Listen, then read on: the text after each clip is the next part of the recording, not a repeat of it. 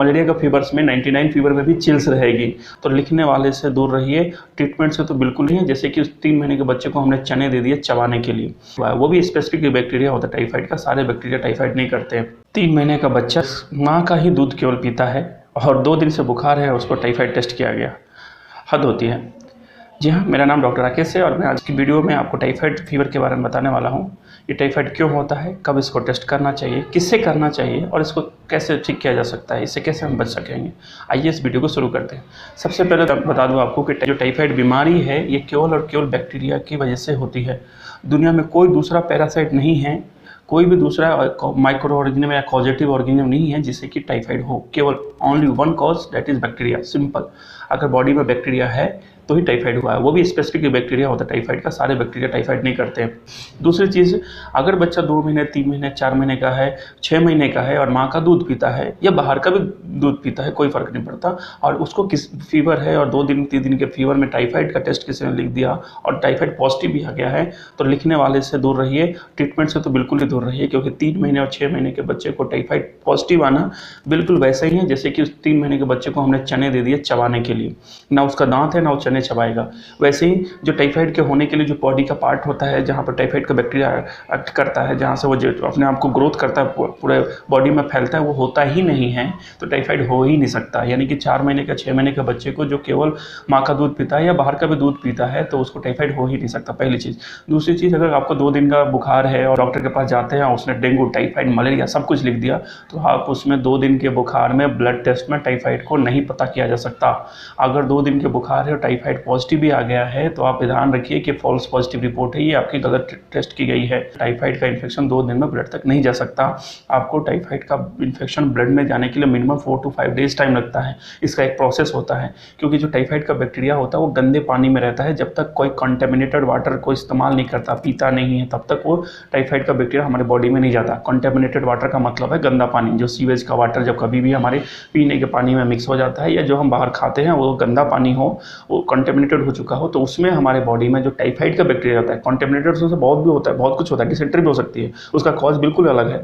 लेकिन जब तक टाइफाइड का बैक्टीरिया हमारे बॉडी में नहीं जाता है कंटेमिनेशन की वजह से, तब तक हमें टाइफाइड हो नहीं सकता। यानी कि वो फीको ओरल रूट का मतलब है जब हमें मुंह से कुछ गंदा पानी पीते हैं तो ही हमारे को टाइफाइड होता है और उसको ब्लड में जाने के लिए 4 to 5 डेज़ का टाइम लगता है। यानी कभी भी अगर आपको टाइफाइड हुआ है तो कम से कम 4 डेज़ के बाद ही टेस्ट करवाएं। नंबर 1 वो आपका जेन्युइन टेस्ट होगा। दूसरी चीज़, आप ये मान लीजिए कि आपने कोई गंदा खाना खाया था बाहर का जो गंदा था, या आपने घर का भी खाया है तो वाटर सही नहीं है, उसको प्योरीफाई करने की ज़रूरत है, बॉयल करने की ज़रूरत है। आपको बचने के उपाय मैं आगे बताऊँगा मैं आपको। तो टाइफाइड का एक क्लियर हो गया कि पॉजिटिव ऑर्गेनिज्म बैक्टीरिया है और उसको टेस्ट करने के लिए मिनिमम 4 to 5 डेज़ के बाद ही करें। अगर 24 घंटे में बुखार आता है और 24 घंटे में भी कम नहीं हो रहा है तो 24 घंटे का ऑलरेडी मैं इससे बताया था आपको कि 24 घंटे के बाद फर्स्ट डेंगू का टेस्ट करना जायज़ है, क्योंकि 24 घंटे के बाद डेंगू हमें मालूम होता है। अब आते हैं टाइफाइड का कैसे हम ट्रीटमेंट दें। ट्रीटमेंट को 2 पार्टों में डिवाइड करके, फर्स्ट पार्ट में आपको, चूंकि ये बैक्टीरिया की वजह से होता है तो एलोपैथी में उसके बहुत सारे एंटीबायोटिक्स है, एंटीबायोटिक लेने के बाद ये ठीक हो सकता है। और कई बार मिसगाइड क्या करते हैं लोग, ये सीआरपी, डॉक्टर्स मेरे दोस्त लोग क्या करते हैं, सीआरपी और ईएसआर का टेस्ट लिख के ब्लड में इन्फेक्शन है और आपको टाइफाइड का ट्रीटमेंट स्टार्ट कर देते हैं। बिल्कुल अलर्ट रहिए आप। सीआरपी और ईएसआर, ये ब्लड में इन्फेक्शन होता है, यस ये राइट है, लेकिन वो इन्फेक्शन टाइफाइड के बैक्टीरिया की वजह से हुआ है ये कहना सही नहीं है। यानी कि ब्लड में इन्फेक्शन के बहुत सारे और भी कारण होते हैं, उन कारणों की वजह से ब्लड में इन्फेक्शन हो सकता है, लेकिन टाइफाइड का बैक्टीरिया है या नहीं है इसके लिए पता करने के लिए हमें एक टेस्ट करना होता है जो ब्लड से रिलेटेड है, वो है Widal test, WIDAL Widal test होता है। उस वाइडल टेस्ट को ब्लड के में जब हम करते हैं वो भी 4 to 5 डेज़ के बाद, तब टाइफाइड पॉजिटिव आता है। अब आती है यहाँ पे एक और खेल सामने आती है कि 1:20 1:80 रेशो को डॉक्टर्स में बोलते हैं कि पॉजिटिव आ गया। जी नहीं, 1:80 तक आप रिलैक्स रहिए, कुछ भी नहीं हो सकता, आपको कोई भी मेडिसिन लेने की जरूरत नहीं है। आप खुद केवल अपने डाइट को थोड़ा सा चेंज करें, सिट्रस जूस पिए तो अपने आप उससे भी ठीक हो जाएंगे आप। लेकिन हाँ, 1:160 का 1:320 का रेशो है, तो जैसा आपको टाइफाइड है और आपको ट्रीटमेंट लेने की ज़रूरत है। तो एंटीबायोटिक एलोपैथी में और होम्योपैथिक में अगर आप ट्रीटमेंट लेने जाते हैं तो वहाँ पे बैप्टिसिया, रोस्टॉक्स, सेपिया, ब्राइनिया, ऐसे बहुत सारे मेडिसिन है जो आपके सिम्टम्स को, लक्षणों को देखते हुए डॉक्टर प्रिस्क्राइब करता है। फेरमपॉस है, तो आप ट्रीटमेंट ले सकते हैं। घर में इसको कैसे बचे, तो पहले तो बाहर के खाने से बचे, बॉयल करके वाटर को पिए। और कभी भी जब टाइफाइड का फीवर होता है तो सबसे पहले पहचानने के लिए आप देखिए कि कंटिन्यू फीवर नहीं रहेगा। जब भी आप कुछ भी फीवर की XYZ मेडिसिन लेंगे तो फीवर कम हो जाएगा और फिर से फीवर आएगा आपको। ऐसे ही ज़रा ऑन ऑफ फीवर रह रहा है तो इसमें आपको टाइफाइड का टेस्ट करा लेना चाहिए।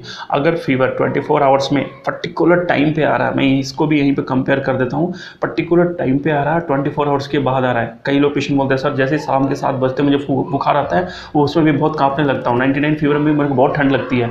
यस, मलेरिया नहीं है, उसको एक बार चेक कर लीजिए। मलेरिया किसी बैक्टीरिया की वजह से नहीं होता है, उसका एक अलग ही प्रोटोजोआ होता है जिसकी वजह से आपको मलेरिया होता है, वो प्लाज्मोडियम के टेस्ट में आपको मालूम हो जाता है। तो मलेरिया का फीवर्स में 99 फीवर में भी चिल्स रहेगी। हाई ग्रेड फीवर में चिल्स आना कॉमन बात है, किसी को भी आ सकती है, लेकिन 99 के फीवर में वो भी पर्टिकुलर टाइम पे आ रहा है, दिन भर ठीक रहता है, एक पर्टिकुलर टाइम पे आ रहा है तो मलेरिया का फीवर हो सकता है। कंटिन्यू फीवर है, हाई ग्रेड फीवर है, हेडेक है, बॉडी में रैसेस है, चिल्स भी आ रही है, फीवर कम ही नहीं हो रहा, 2 दिन हो गया, तो उसको डेंगू का टेस्ट कराना चाहिए। और डेंगू टेस्ट पॉजिटिव है तो उसके लिए 3 to 5 डेज तो कंफर्म है कि उसको फीवर रहने वाला है। आप ज़्यादा से ज़्यादा पानी पीजिए। और मलेरिया के लिए आपको बता ही दिया कि मलेरिया के लिए एंटी मलेरिया ड्रग्स लेना होता है। होम्योपैथी में चाइना और बहुत सारे ऐसे मेडिसिन हैं जिसको लेके आप मलेरिया से भी बच सकते हैं। और टाइफाइड के लिए एंटीबायोटिक है एलोपैथी के अंदर, होम्योपैथी के अंदर भी बहुत सारे ड्रग्स हैं जो आपको मैंने बताया है। उम्मीद करता हूं कि आपको ये वीडियो अच्छा लगेगा। फिर से एक समरी बता देता हूं, 6 महीने से पहले वाले बच्चे को टाइफाइड का बुखार है भी तो भी उसको टेस्ट नहीं कराना चाहिए, नहीं हो सकता है। सेकंड, अगर डेंगू है तो 24 आवर्स के बाद ही टेस्ट कराएं, और मलेरिया है तो चिल्स जरूर आएगा। और तीसरी सबसे इंपॉर्टेंट बात कि कोई भी फीवर है पैनिक नहीं रहना है, और स्पॉन्जिंग करें, सर पे पट्टी रखें ताकि आगे के कॉम्प्लिकेशंस ना हो। मिलते हैं कि नई वीडियो में।